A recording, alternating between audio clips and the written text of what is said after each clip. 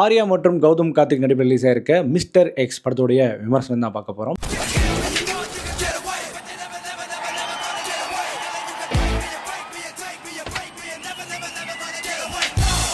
வணக்கம் மக்களே, welcome to FDFS with Mohi. Mister X இந்த படத்தை இயக்கிற மனு ஆனந்த் அவர்கள். ஸோ இந்த படத்தினுடைய ட்ரெய்லர் எனக்கு கொஞ்சம் இம்ப்ரெசிவாகவே இருந்தது. அண்ட் இந்த படம் அந்தளவுக்கு ஒர்க் அவுட் ஆயிருக்கா இல்லையான்னு நம்ம டீட்டெயில் ரிவ்யூவில் பார்க்க போகிறோம். ரிவ்யூக்கு போகிறதுக்கு முன்னாடி ரிவ்யூ ஆனது பிடிச்சிருந்துன்னா மறக்காமல் லைக் பண்ணுங்கள், கமெண்ட் பண்ணுங்கள், ஷேர் பண்ணுங்கள், சேனலில் சப்ஸ்கிரைப் பண்ண மறந்துடாதீங்க. இது நம்ம அடிக்கடி ரிப்பீட் பண்ணுறோம், நிறைய பேர் பண்ணாமல் போயிடுறீங்க. ஸோ ஆதரவு கொடுங்க. ஸோ வாங்க நம்ம ரிவ்யூக்கு போகலாம். மிஸ்டர் எக்ஸ் இந்த படத்தினுடைய கதை சுருக்கம் என்ன அப்படின்னு கேட்டிங்கன்னா, ஒரு ஸ்பை ஏஜென்ட் ஆக்ஷன் திரைப்படமாக இந்த படம் வந்திருக்கு. கதையை பொறுத்த வரைக்கும் ஒரு நியூக்ளியர் டிவைஸ் வந்து பார்த்திங்கன்னா இந்தியா தரப்பில் வந்து கொண்டு செல்லப்படுது. அது வந்து ஒரு பனிமலையில் வந்து மாட்டிக்குது. ஸோ அந்த விஷயத்தை வந்து ஒருத்தர் வந்து பல வருடமாக பாதுகாத்துட்டு வராரு. ஸோ அவருக்கு ஒரு பிரச்சனை வருது. அதனால் இங்கேருந்து ஒரு டீம், ஒரு ஸ்பை ஏஜென்ட் டீம் வந்து கிளம்பி போகிறாங்க. ஸோ அந்த மிஷனை கம்ப்ளீட் பண்ணாங்களே தான் கதையாக அமையுது. இது ஒரு பேசிக்காக நான் சொல்லும்போது இருக்கும். பட் படத்தில் வந்து நிறைய விஷயங்கள் டீட்டெயிலாக காமிச்சிருக்காங்க. ஸோ இந்த படத்தினுடைய பாசிட்டிவ் நெகட்டிவ் பற்றி பேசுவோம். இந்த படத்தினுடைய பாசிட்டிவ்னா அந்த படத்தினுடைய கதைகளும் எடுத்துக்கிட்டு கொண்டு போன விதம் கொஞ்சம் நல்லாவே கொண்டு போயிருந்தாங்க.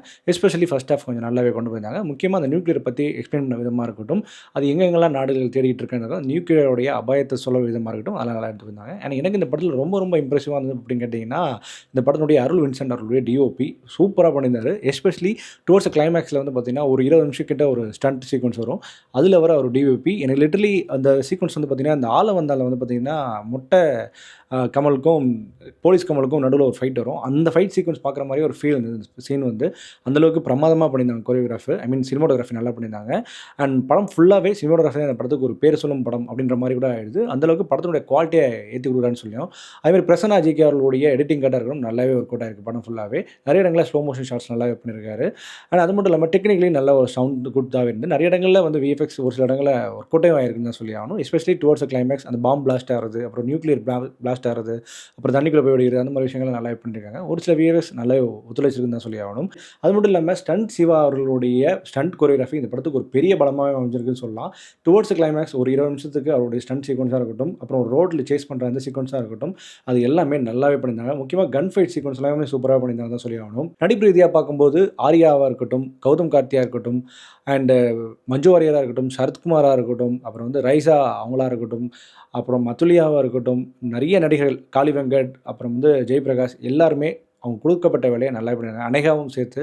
ஸோ அவங்க எல்லாருமே சரி கொடுக்கப்பட்ட வேலையை நல்லா பண்ணியிருந்தாங்க. ஆர்யா அந்த ரோலுக்குன்னு ஆப்டாகவே இருக்கிறாரு. அண்ட் எனக்கு கொஞ்சம் ஹைலைட்டாக தெரிஞ்சது கௌதம் கார்த்தியோட பர்ஃபார்மன்ஸ். இந்த படத்தில் ஒரு விதமான ஒரு கேரக்டர் பண்ணியிருக்காரு. நான் அது வந்து ஸ்பாய்லர் பண்ண விடல. ஸோ அந்த கேரக்டர் நல்லாவே அவர் எடுத்து பண்ணியிருக்காருன்னு தான் சொல்லி ஆகணும். அண்ட் மற்ற சக நடிகர்கள் எல்லாமே நல்லா பண்ணியிருக்காங்க.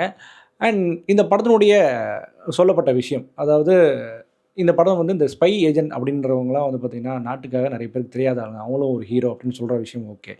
ஆனால் அதுக்கடுத்துல ஒரு விஷயம் வருது. இங்கேருந்து அந்த படத்துடைய ப்ராப்ளம் பெட்டர்மெண்ட் என்ன பண்ண வேண்டியதுன்றதை தெரியப்படுத்துகிறேன். ஸோ இந்த படத்தில் சொல்லக்கூடிய அந்த விஷயம் என்னென்னா, ஸ்பை ஏஜென்ட் அவங்களாம் ஒரு வந்து அன்டோல்டு ஹீரோ அப்படின்னு சொல்கிறாங்க. ஆனால் அந்த ஸ்பை ஏஜென்ட்டே ஒரு கட்டத்தில் வந்து சிச்சுவேஷனுக்கு ஏற்ற மாதிரி மாறிடுறாரு. அது வந்து கிளைமேக்ஸில் ஒரு விஷயம் வச்சுருப்பாங்க. இது ஒரு மைல் ஸ்பைடர் கேட்குறவங்க அப்படியே பாருங்க. அதாவது ஸ்பை ஏஜென்ட்டை நம்ம வந்து ஆதரிக்கணுமா, இல்லை வந்து அவங்களுக்கு கொண்டாடணுமா, இல்லை கொண்டாடக்கூடாதா அப்படின்ற மாதிரி இவங்க வந்து கொண்டாடக்கூடாத லெவலுக்கு ஒரு விஷயத்தை கிளைமேக்ஸில் ஒன்று பண்ணிடுறாங்க.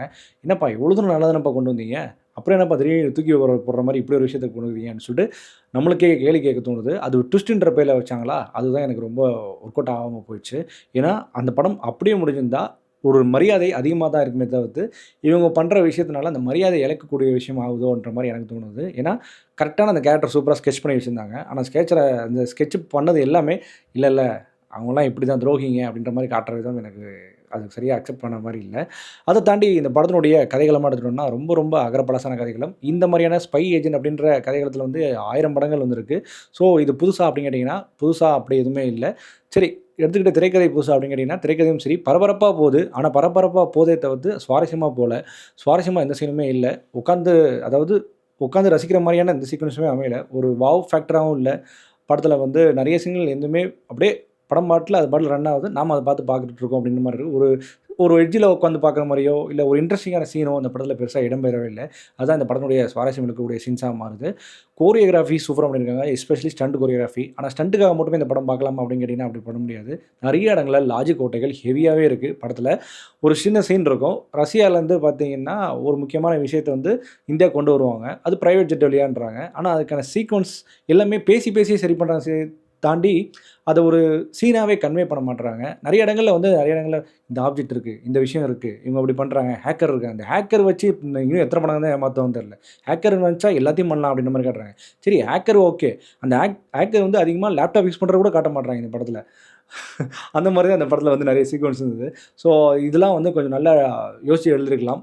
லாஜிக்கலா நெறைய கொஸ்டின் நெறைய கேட்கணும்னு தோணுது. அதேமாரி நம்மளால ஈஸியா பிரெடிக்ட் பண்ண முடியக்கூடிய ஸ்க்ரீன் பிளே தான் அந்த படத்தில அமைஞ்சது. இன்ட்ரோல ஒரு ட்விஸ்ட் வச்சிருப்பாங்க. ஆனா அந்த ட்விஸ்ட் ஈஸியா பிரெடிக்ட் பண்ண முடிஞ்சது. அதுக்கப்புறம் தாண்டி ஒரு சில விஷயங்கள் வந்து பார்க்கும்போது லிட்டரலி எனக்கு பதான் படம் பார்க்குற மாரி இருந்தது. ஷாருக் கான் நடிச்ச படம். ஏன்னா பதான் படத்திலயும் வில்லனுக்கு இப்படி ஒரு சிச்சுவேஷன் வரும். அதனால தான் அவர் வந்து துரோகியா மாறுவாரு. ஸோ இந்த படத்துலயும் அதே மாரி ஒரு சிச்சுவேஷன் வருது. அதனால தான் இவரும் துரோகியா மாறுறாரு. இது ஈஸியா பிரெடிக்ட் பண்ற மாரியே இருந்தது. லிட்டரலி இந்த படத்துடைய சீக்வென்ஸ் எல்லாமே அப்படிதான் இருந்தது. ஒரு ரோட் ஃபைட் இருக்கும். அந்த ரோட் ஃபைட் எல்லாமே அந்த படத்த பார்த்த மாரியே ஒரு ஃபீல் இருந்தது. அண்ட் திபு தாமஸ் அவர்களுடைய பின்னணி இசை இந்த படத்துக்கு ஒட்டாம இருக்குன்னு தான் சொல்லி ஆகணும். ஏன்னா மியூசிக் அது ஒரு ட்ராக்ல போகுது, படம் ஒரு ட்ராக்ல போகுது. மியூசிக் வந்து பரபரப்பா போகுது. ஆனா படத்தோட ஒட்டவே இல்லன்னு தான் சொல்லி ஆகணும். அது படத்தோட தப்பா இல்ல மியூசிக்கோட தப்பான்னு தெரியல. ஏன்னா மியூசிக்கும் சரி பெருசா ரசிக்கக்கூடிய வகையிலும் இல்ல. பாடல்களும் சரி பெருசாவும் இல்ல. மியூசிக் வந்து பார்த்தீங்கன்னா, ஒரு கட்டத்தில லவுடாவே மாறிடுச்சுன்னு சொல்லலாம். லிட்டரலி நான் காத பொத்திட்டு தான் ஒரு சில சீன்ஸ பார்த்தேன். அந்த அளவுக்கு பயங்கர லவுடா இருந்தது. கொஞ்சம் வால்யூம கம்மி பண்ணிக்கலாம்னு தோணுச்சு. படம் சுத்தமா கனெக்ட்டே ஆவல. நமக்கு வந்து அந்த கனெக்ட் ஆவணும். ஒரு ஸ்பை ஏஜென்ட் எவ்வளோ கஷ்டப்படுறான், எவ்வளோ அவனோட லைஃப்லாம் எவ்வளோ சாக்ரிஃபைஸ் பண்ணுறான் அப்படின்ற மாரி எந்த ஒரு எமோஷனும் நம்மளுக்கு சுத்தமா கனெக்ட் ஆகல. அதனாலேயே இந்த படம் வந்து எனக்கு சோர்வடைய வச்சுது. அன்னைக்கு துறந்திருக்கும் இதுக்கும் கண்டிப்பா ஸ்பேரே போடக்கூடாதுன்னு தான் நான் சொல்லுவேன். படத்தில ஸ்டண்ட் தான் இந்த படத்தோட மேஜர் ப்ளஸ், சினிமாட்டோகிராஃபி எல்லாம் ப்ளஸ், டெக்னிக்கல் எல்லாம் ப்ளஸ். பட் கதைக்களமா, திரைக்கதையா இன்னுமே நல்லா பண்ணியிருக்கலாம். சுவாரஸ்யம் இல்லாத ஸ்க்ரீன் பிளே, சுவாரஸ்யம் இல்லாத நரேஷன், எந்த இடத்துலயுமே ஒரு வாவ் ஃபேக்டர் இல்லாத ஒரு படமா இந்த படத்த நான் கன்சிடர் பண்றேன். மொத்தத்தில இந்த படத்த பார்க்கலாமா வேணாமா? இல்ல கண்டிப்பா பார்த்தே தீரணுமா அப்படின்னு கேட்டீங்கன்னா, என்ன பொறுத்தவரைக்கும் ஒரு ஆவரேஜான வாட்ச். ஸோ விருப்பம் இருக்கவங்க தியேட்டர்ல போய் பாருங்க. இந்த படத்துக்கு நம்ம குடுக்கக்கூடிய ரேட்டிங் என்ன அப்படின்னு கேட்டீங்கன்னா, 5க்கு 2.75. ஸோ இந்த மாதிரியான மூவி ரிவ்யூஸ் அண்ட் ரெக்கமெண்டேஷனுக்கு சேனல் மறக்காம ஃபாலோ பண்ணிக்க வேண்டியது. ஸ்டேட் மீ எஃப்டிஎஃப் வித் மோகி.